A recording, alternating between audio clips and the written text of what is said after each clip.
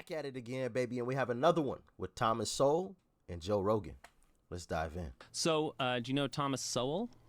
I know that name. Why do I know that name? Thomas Sowell is a big, famous conservative. He's at Stanford. He's at the Hoover Institute, I think. Anyway, so, How old is Thomas Sowell currently? Let me know in the comment section.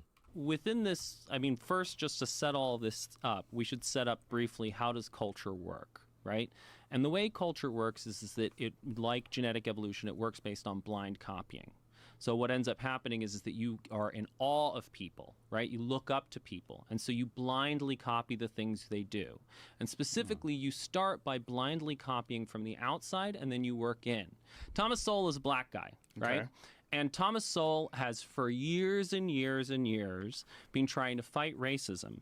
But he's been trying to fight racism by having a conversation about culture, right? And the fact that there are essentially two different sort of, we're speaking broadly here, right? But this is for the purposes of communication.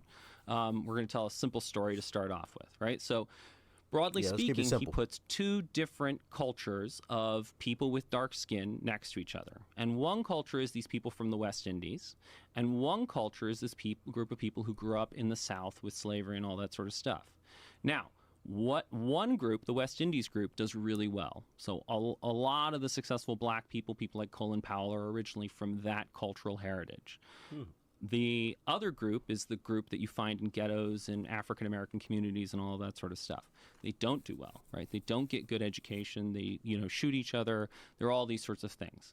And the reason why Sowell has been telling this story is because he's been trying to say, when liberals look at the people in ghettos, they say, racism. That's why they're not succeeding. And Sowell is saying, no, it's not.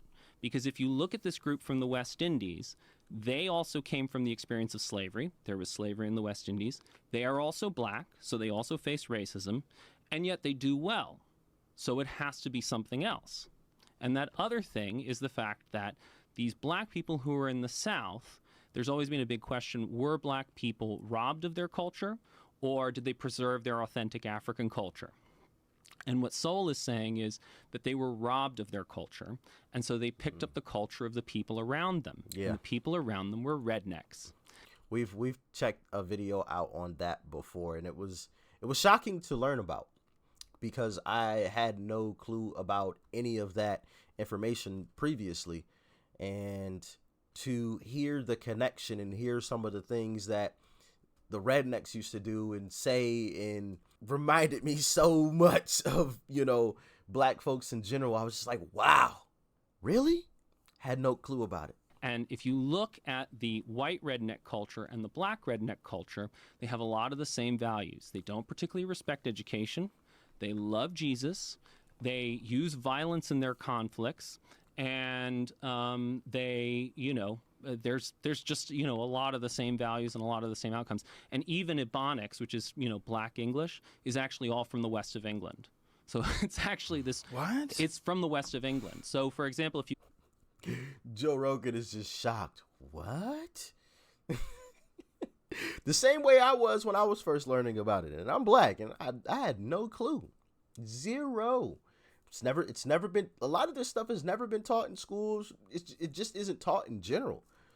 You go to places like Cornwall, there used to be this amazing ads on British TV, right, for this Devon custard or whatever, and they would always say, Devon knows how they make it so creamy, and they all talk like this, right? And so it doesn't sound like black English, but they do say things like, I be doing that, and we be doing this, and you be doing that, and they be doing that. And so there's that use of that copula be, right, where instead of saying I am, you are, he is, she is, they are, they just say I be, you be, we be, they be, which is the classic feature of black English, African-American vernacular English.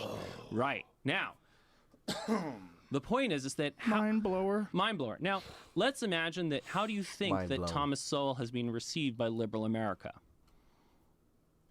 Not well. Not well. Not well. And so, for example, Sowell has a book called Black Rednecks, White Liberals. Okay? And his whole point is that, if you actually, and, again, like Sowell is, he researches the shit out of this stuff. He really does his work. Now, if you look at the experience of African Americans after slavery. After slavery, they start to make real progress, right? And a large part of the reason why they make progress is because you start to get a lot of people from New England, either, black people from New England or white people from New England, who come down and sort of reshape the culture. They create these schools and they're teaching those New England values, right? It's those Puritan values of hard work, tenacity, all of that sort of stuff. And so there's all this progress. And you have people like Booker T. Washington. And Booker T. Washington was an actual slave. And then after he got his freedom, he got to go work in a salt mine, which is literally the worst job ever. And in Booker T. Washington's Up From Slavery, he tells this great story about seeing a schoolhouse, right? And that, he thought that going into a schoolhouse was about as close to heaven on earth as you could get. Whoa. Like, this is a dude who wanted an education really, really badly.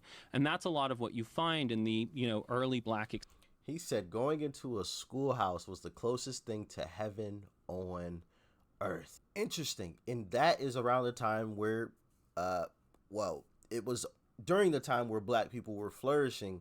And so you can kind of make the correlation that education was looked at as more of an important thing, where you had that kind of mindset, heaven on earth.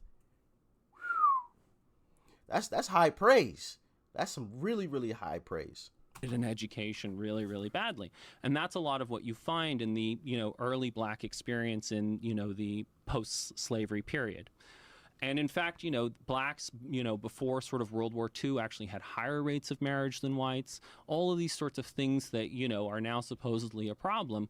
And then there's this turnaround, right? The black experience starts to go south, right? It starts to get worse. And what year is this around? This is post-World War II, right? So post-slavery, black people experience a rebounding. They're starting to make some progress. There's ambition. Progress. Yeah.